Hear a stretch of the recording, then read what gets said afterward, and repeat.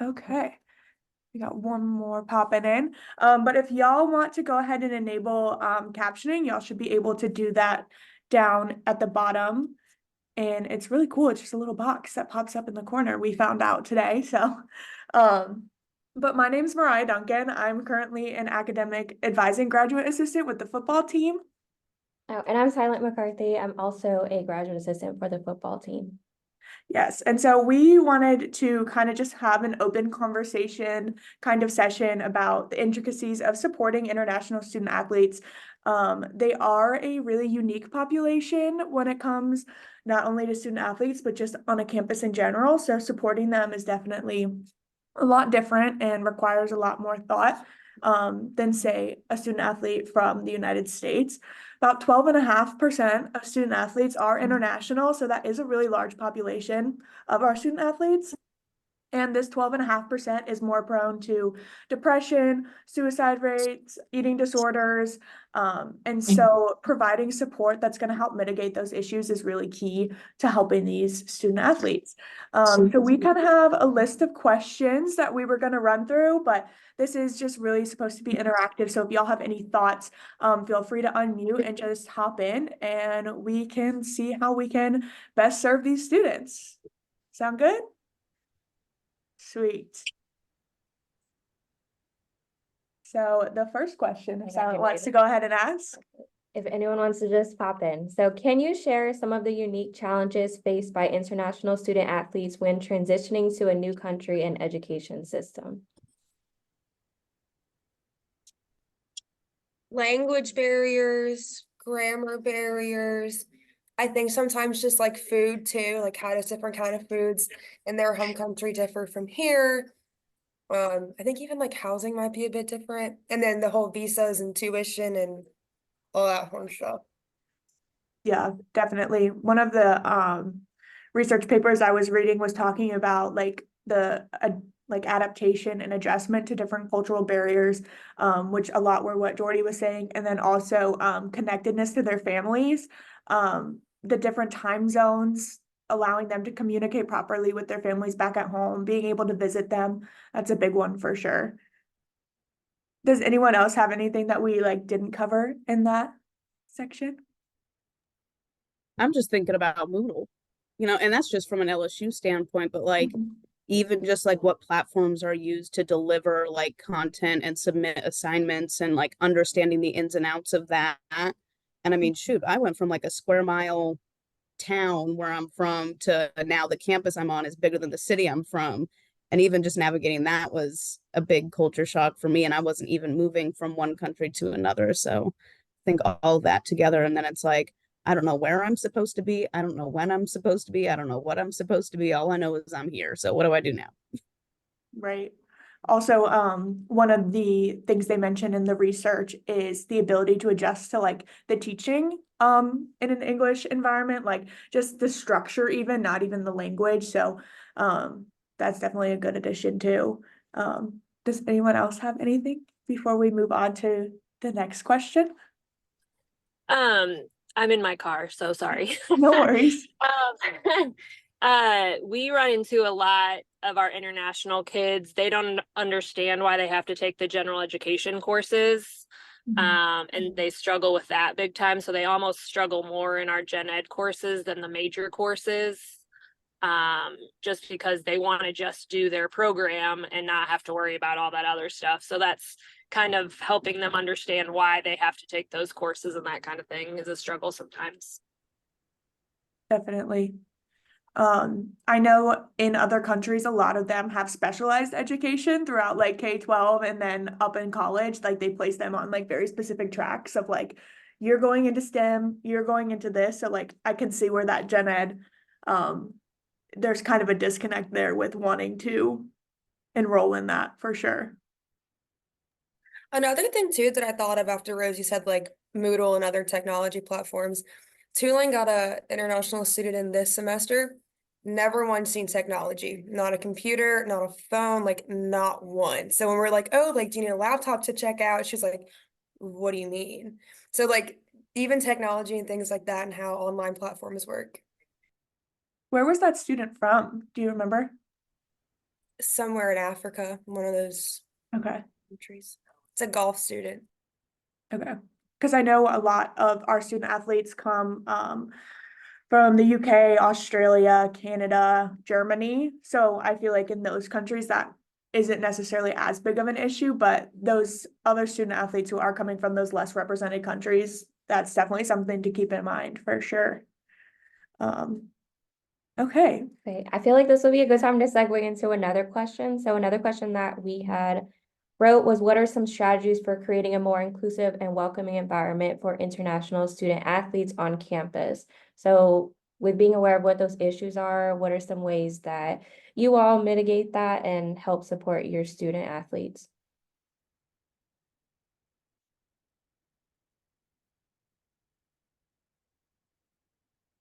I can start off with like, I know here at LSU, sorry, Jordy.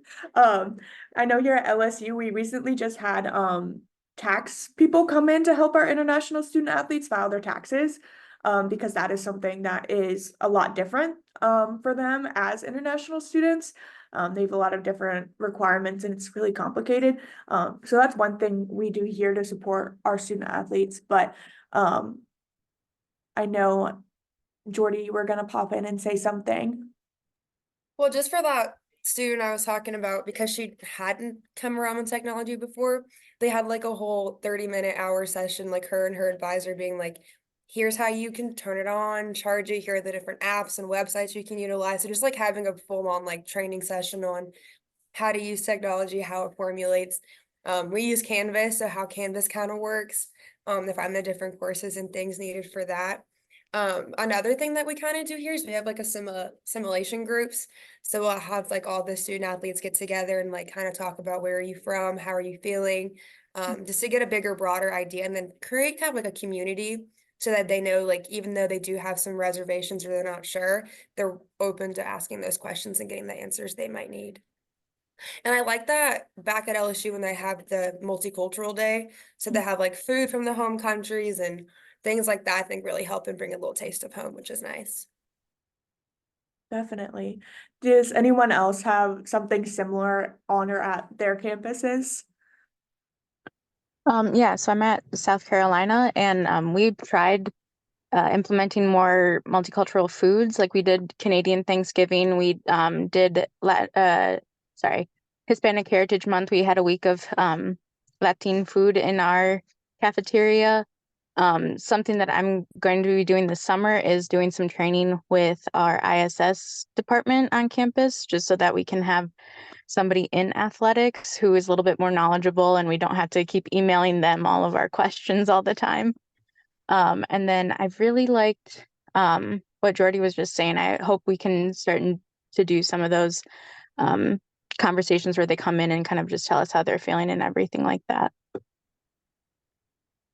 That's awesome. I love that you mentioned the Canadian Thanksgiving because that kind of pulls in like holidays. International student athletes, like holidays for them, they're not necessarily able to just go home and be with their families. So kind of facilitating an environment for them similar to that and like bringing in their culture, I feel like is definitely really important. So that's awesome that y'all do that for sure. Yeah, we our cafeteria actually switched it up. It was supposed to be dinner and it ended up being lunch. But one of our Canadians was really happy because he actually got to have it then because he had a game while we were supposed to have dinner. That's awesome.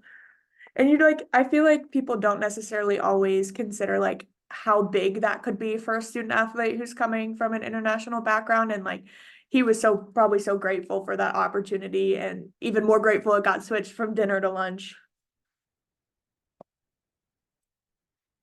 Does anyone else do something similar at their institution?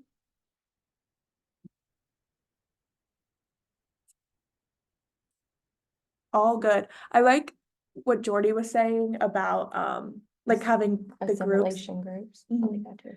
We do something similar for our summer student athletes that come in. We do SAS, which is the kind of academic bridge program. And I feel like kind of incorporating international student athletes into having maybe their own sessions would be something that's beneficial that we could take with us out of this networking session and kind of bring it into practice for sure. And then I guess we can segue into question number 3. If Oh, it, this was 3. oh, maybe question number 4. I skipped this. I'm not gonna answer that. All good. All right, so how do cultural differences impact the experiences and performance of international student athletes, and how can these be addressed by universities and athletic departments? So one of the things that I read is that the idea of individual achievement is a very like American idea. So that a lot of international student athletes experience like, not only do I represent myself and I represent my university, but I also represent my country when I am here on campus, in athletics and in academics.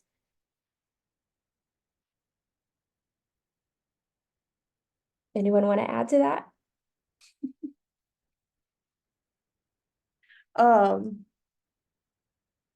I feel like the differences between student athletes from different countries, not only that with the individual excellence, but also the factors that are playing a role in their everyday lives are gonna impact their like abilities. And so finding ways to address all the differences and the struggles that they face that we're talking about today are really gonna be helpful in helping their performance, both in the classroom, on the field, and just as someone who's living in the United States at the time, for sure. Okay, I guess we can hop to the next question, unless Doherty was about to say something? She was. Oh, we can't hear you. You're Jordan. muted. You're muted, my friend.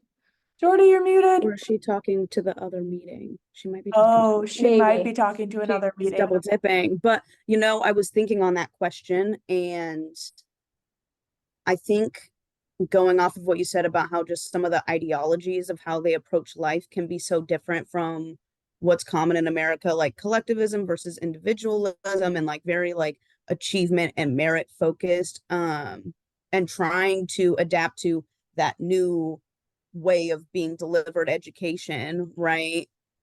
That it could be a recipe for disaster without the right supports in place, in my opinion, because not only are you probably homesick, but it's like all of this is so uncomfortable because this is not how I usually like approach the world. And then on top of that, I'm not doing a very good job at it because I don't understand how we're doing courses. Or I know someone mentioned that like the gen eds are oftentimes the more challenging parts, like even in those moments where it's like I'm usually successful, and here I am experiencing a moment where I'm not doing well, and it's in an environment that I'm not familiar with, can easily, like without the right supports in place, kill the self-esteem and self-efficacy and just make students immediately just give up, like, I just don't get this, like I don't even want to be here, right? And then it's I'm sad, but I don't want people to see I'm sad, so I'm just gonna blow it off and be kind of like angry and irritable, which is reasonable, but like it's really tough. And I know with the academic center at LSU, we try to give them a taste of home in the ways that we can. So like every time we have someone from a new country that we haven't had before, we add the flag to our like wall of like country flags to give them that. And I know we've done other little tidbits here and there to try to give that taste of home, but I'd love to see like how much connection between like academic centers there is with like the multicultural centers on campus, and how those connections are bridged. That's a really great point. I feel like, at least from the work that I have been doing, I haven't heard much about the connection between the multicultural center. I feel like the closest thing I've heard of or like seen is our efforts to partake in like study abroad opportunities, which still isn't necessarily 100% up and running, I feel like. But I feel like there should be a better relationship between the Multicultural Center, or I believe Jenna said ISS, and like having that training provided to us, since we do work so closely with international student athletes a lot of the time. So that's definitely something to keep in mind for sure. And then this is kind of, drawing from my memory. I kind of want to ask a question we don't necessarily have written down, but in 2019, the NCAA required all institutions to provide mental health services to their student athletes. And with the experiences that international student athletes have with having higher rates of mental health issues, eating disorders, substance abuse, etc., I'm just curious, especially too, as well, I believe a stat just came out about suicide being one of the leading causes of death in student athletes, how this mental health can be improved, particularly for international student athletes, if anybody has any thoughts on that, while we're kind of on this subject of that rough adjustment and just trying to get acclimated to the United States.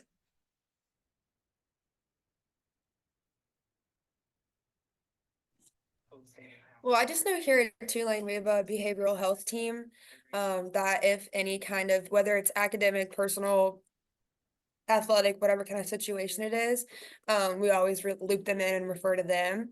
And they have like a plethora of resources that they use over there. And then they also connect the students with their professors, so that way it's not impacting their academics. And since it's coming from behavioral health, it's a little more substantiated with, you need to be considerate and cautious of this student. They have certain limitations and considerations that they would need to be successful. And I think just by like providing that support and showing like it's a logistical concern that they need additional support, I think that's really helpful. And I think it makes professors a little more open, I think, to working with a lot of international students given that situation. And a lot of our professors here are international professors, so it's really nice. They'll be like, oh, well, I grew up there, so let me work on that with you. And they'll catch up with languages and things like that, which is really nice. Definitely. I think that representation is important. So maybe including, like you said, the professors, a lot of them are international, but maybe having some international mental health counselors as well. Seeing if we can have that sort of connection between the student athletes and their mental health professionals would be a good idea. I think I saw someone else unmute to go ahead and talk about this. Does anyone else have any thoughts? Hi everyone, Danielle at Brown University. I think something that stands out, before I was at Brown, I was at a D3 in California and Mississippi State in academics. And I think it's really important that wherever they are, and whatever school they are, like we make a big deal in the States about, oh, I moved across the country. It's very different, moving out of state and moving across another country and being in a completely different space. So I think wherever I've been, it's all about helping them find community, because when you think about major mental health concerns, it's usually tied to loneliness, depression, anxiety, a lot of things that stem from social circumstances. So like if we can make sure that they build a sense of community, whether it's with other domestic students, whether it's international students, whether they feel connected to a particular staff member or coach, just something so that they don't feel alone and they have a sense of home. Yeah, thank you for sharing that. I feel like that's definitely super important. Is there like any particular way that y'all try to do that at Brown? I think there's a few things. We don't necessarily have an international student athlete group, but aside from SAC, we have like multiple student athletes. So we have lines for multicultural athletes. We have the Student Athlete Gay Alliance. We have student athletes for mental health. So I think within these different groups, it helps so students can meet people just not on their teams to find community in. So maybe if they're not bonding with their team, they can have other areas. And I think a lot of times people think of SAC as like the main student group, but if they're not elected by their teammates or if their coach doesn't choose them, then what's another way for a student athlete to get involved, especially if they're not the star player, maybe getting the most attention. So really finding ways to connect them.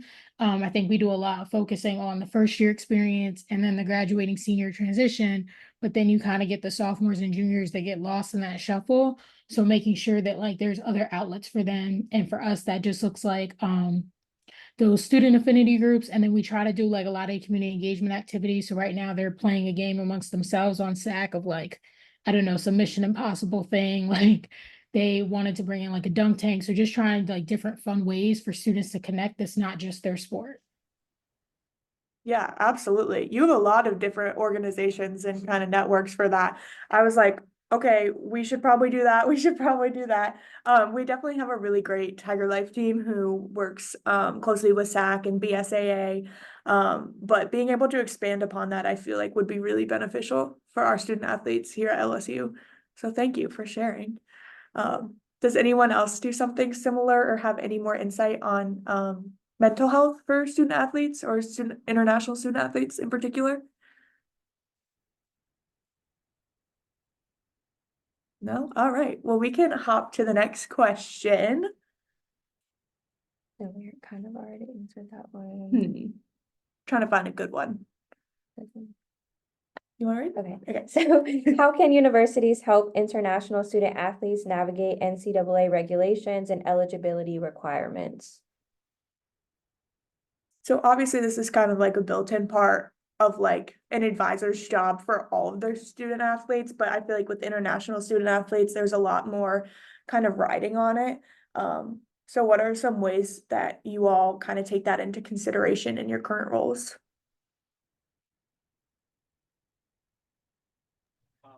I think for me, just being clear and being honest, like, here's how many credits you have, here's how many you need, and then just letting them know, like, yeah, the stakes are bigger and here's the expectation. And I also think it's important just to check in on them, like, as the semester goes. Being like, hey, we talked about this at the beginning, you needed all B's, I see you're slipping up, you have a C+, like, how can I support you? Is it more tutoring? Is it more one-on-one time? Like, what is it? Just to help curb that. But then again, just be transparent, clarity and transparency. Awesome. Thank you for sharing. I think it's definitely key, that transparency piece, especially with the international student athletes. Just being clear about the requirements of their visa, of their eligibility, all of that up front so that they can keep that in mind as they progress through their academic career. Um, that also kind of brought up in my mind too, with their visas and everything with NIL and international student athletes. It's definitely a hot topic of debate right now in terms of international student athletes not being able to benefit from the name, image, and likeness legislation. So I'm just curious what y'all's thoughts are on that, and if you foresee the NCAA or any other governing body being able to change that for international student athletes in the future and how they could go about that.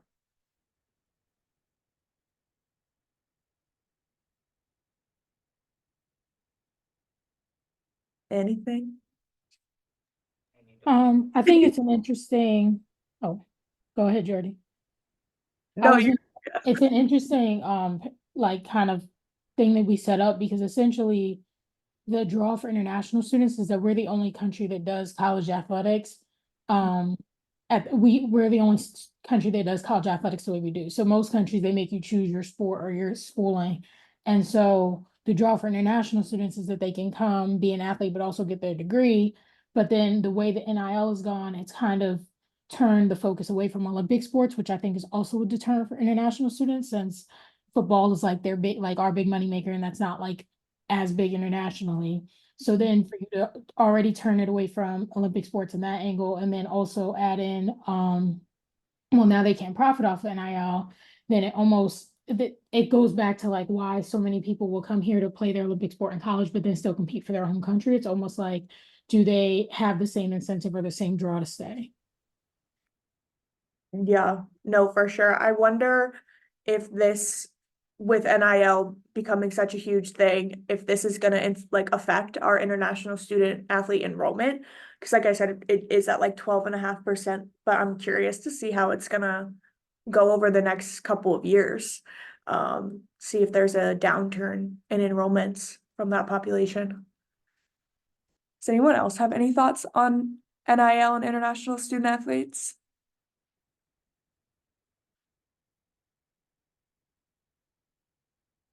Jordy, were you gonna say something before? If not, it's okay. She's still on another meeting. Yeah, but y'all move. Okay. But yeah, I feel like NIL has become such a big part of the game. And so it not being accessible for all of the student athletes in the United States is definitely a huge issue. Even though they are international, they're still participating at the same level with their peers. So I feel like a lot of student athletes are going to start getting really frustrated about not being able to be compensated. Right. I worked with a student athlete last year that was international, and she definitely expressed a lot of her frustrations with watching her teammates be able to receive those deals when she could not. In addition, not being able to get money in other ways. Like her whole financial situation was completely different than her teammates. And I think that that poses an equity issue, especially when we push for equity so much in athletics, but then like we're not doing it on this level. I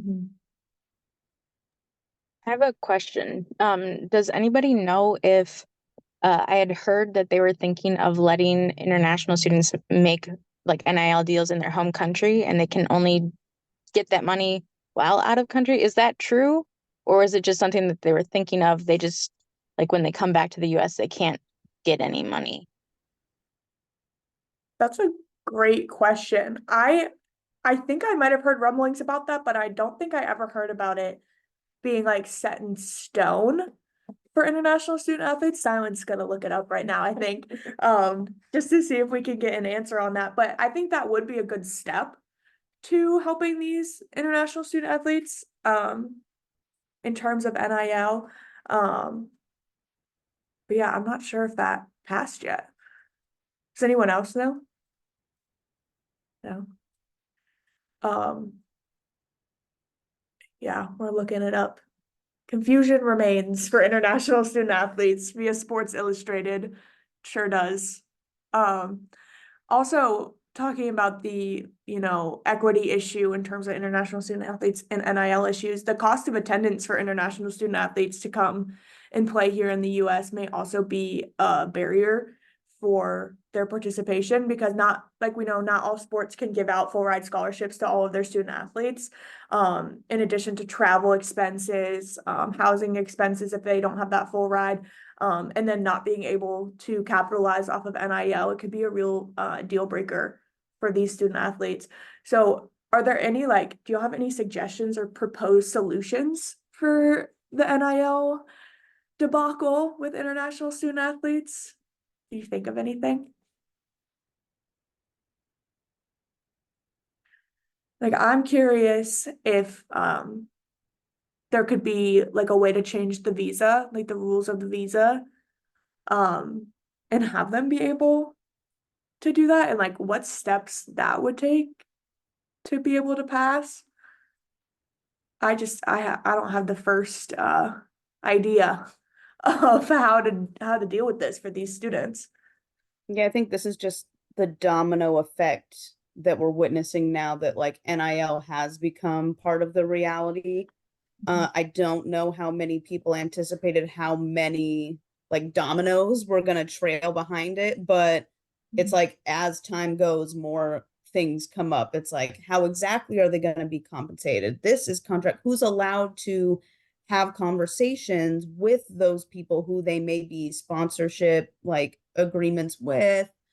And now like throwing international into the mix, that was definitely something I had thought of before, but never really came up with what a solution could be. I know that visas are a big challenge for the international students, NIL to the side, and now factoring in NIL, now it's like if NIL is an opportunity that's available for student athletes and that's what they are, how do we navigate that given their international status? And I mean, I've already heard from international students who had a hard time with being a student and not being allowed to work for compensation.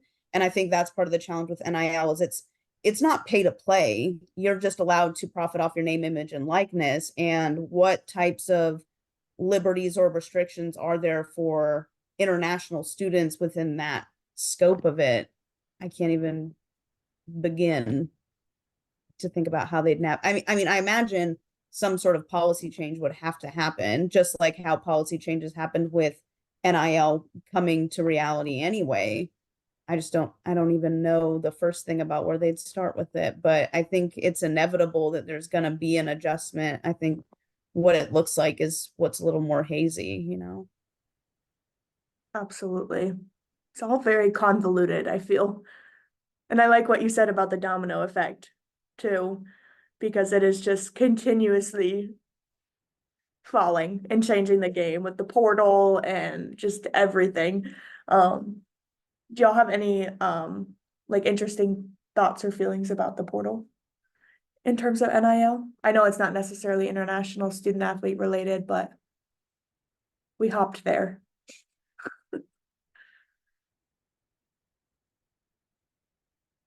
Were you able to find anything on the visa international student athletes? It doesn't look like it obviously it hasn't been changed, but I had found this quote and it said, I think it's very clear under US immigration regulations that any services that are rendered in the US, regardless of whether they're paid for inside the US or outside the US, if you are rendering services in the US that are typically subject to compensation, that is work, period. I think that's a really interesting quote, especially I've been doing some research for some of my coursework, and student athletes with NIL are starting to try to be classified as employees of universities, and they're trying to unionize and kind of leverage that in terms of being not just a student at the institution, but an employee and being able to benefit as such. And so I know that it's been taken to trial in some instances. And so if that does become more of a factor in the conversation of international student athletes and NIL, how do they play into that? Because then they would be an employee of the university. Would it just be a different visa?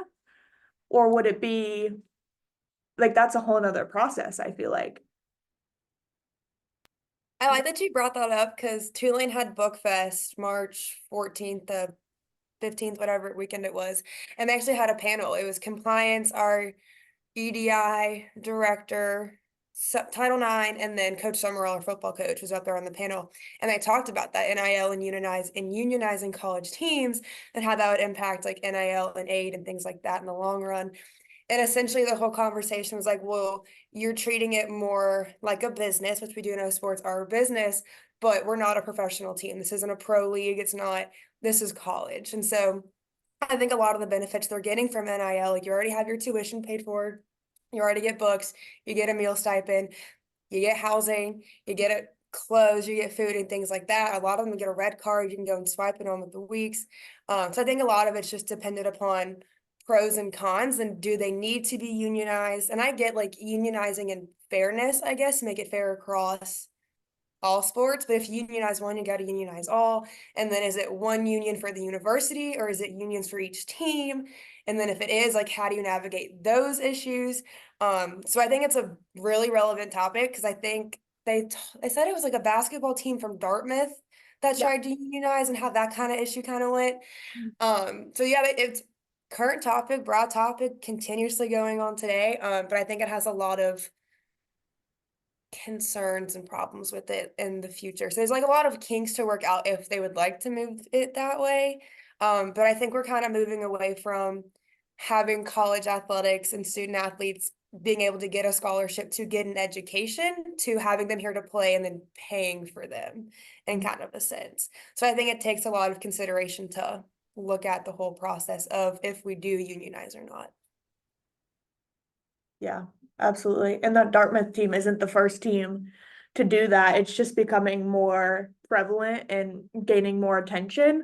And I feel like once that attention grows, it's gonna snowball into a whole thing. So I'm curious, does anyone else have any thoughts about that in particular or any inside knowledge about this move to unionize as student athletes? So also being at Brown, it's interesting in the Ivy League's perspective because when you think about conferences, the Ivy League is technically Division I, but it's obviously not in the Power Five.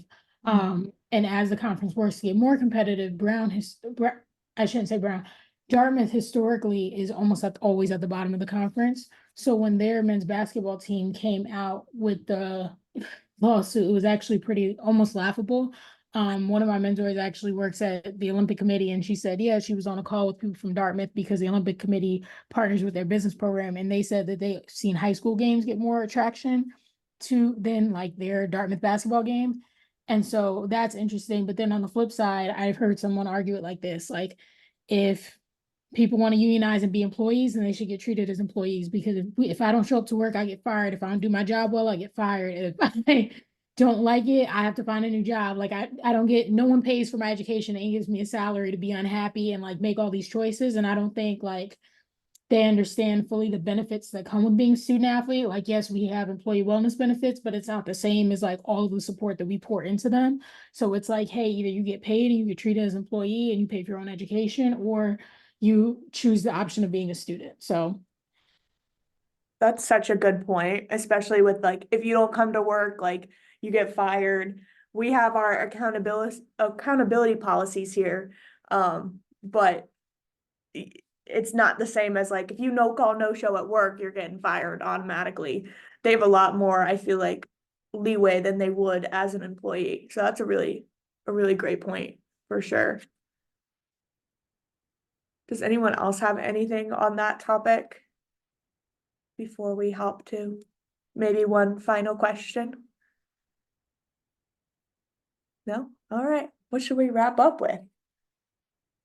Where should we head? This, we kind of already answered this one. This might be like the That one. last one. Okay, so last question. How can universities leverage technology and online resources to enhance support services for international student athletes, especially those who may be far away from home? So my first thought with that one is the technology aspect, and their families being so far away.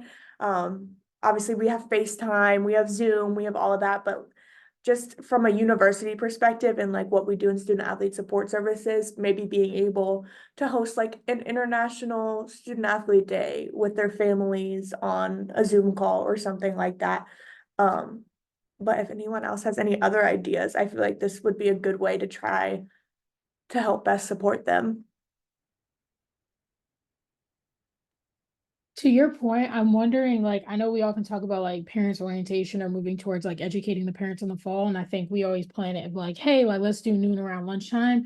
The biggest thing that comes to mind for them is like they're in different time zones. Yeah. So how can we make it accessible? Like if their parents are sending their child away to another country, that they know what's going on, that they're in the know, as well, whether that's a webinar or offering it at different times for them, as well as just being mindful like the different systems that they have to work in, because I think of any first year that comes to college, like there's so much paperwork already, and then there's like an entire another layer of paperwork for the international students. So how can we streamline like all the, we say it's easier because there's all these tech platforms, but for their parents or their family members that are supporting them, all easy for them to all navigate.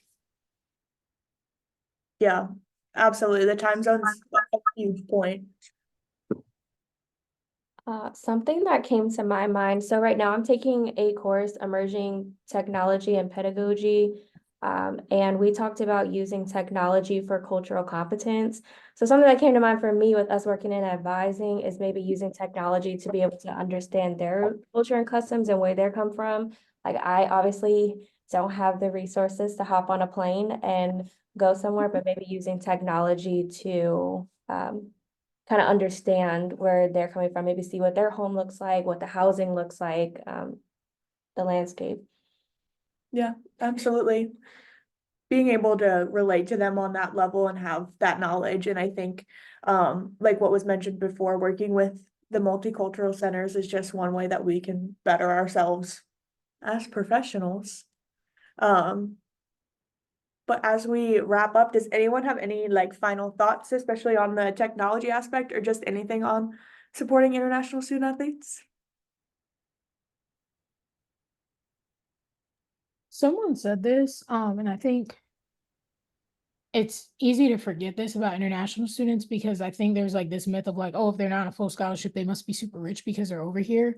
And I'm very mindful of like one, currency is different. So like I worked with a student from Turkey and his father was in the travel industry, travel and insurance. And when COVID hit, what he originally filed like on his FAFSA like completely changed or like on his paperwork. So he's like, on paper, they think I have all this money and I really like struggle to eat every day. And so just being mindful that like, one, they don't all come from super high resources, but also part of that community, like checking in to make sure like, do they have everything they need? Like, are like, have things changed for them back home? Like I have another student like, who's like really affected by what's going on in Gaza right now, and just being mindful of like, okay, like if they're dealing with something in their family in their home country, like how can we be supportive and be mindful of that as we're advising and just going through our day to day of like, hey, we got to get these things done, but also you're dealing with all this stuff back home.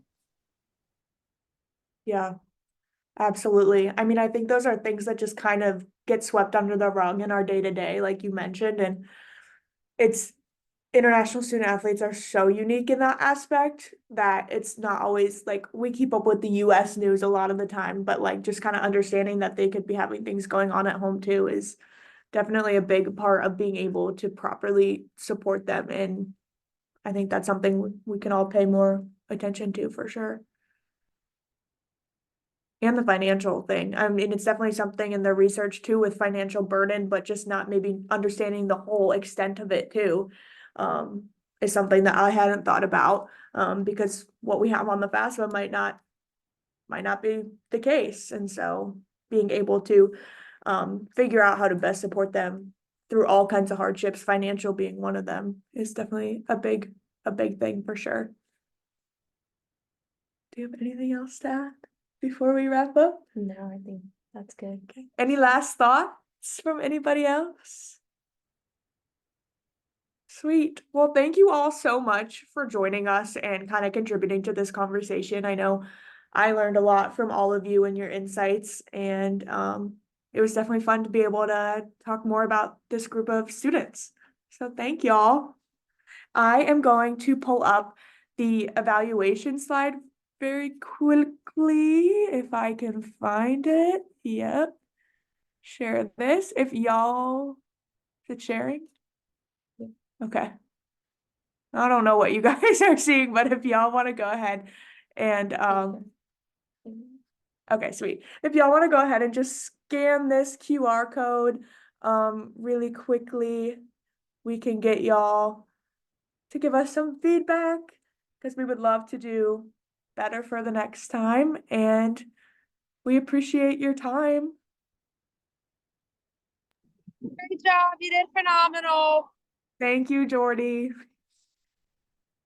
Appreciate it. And thank you all again for taking the time out of your day. We know it can be crazy busy.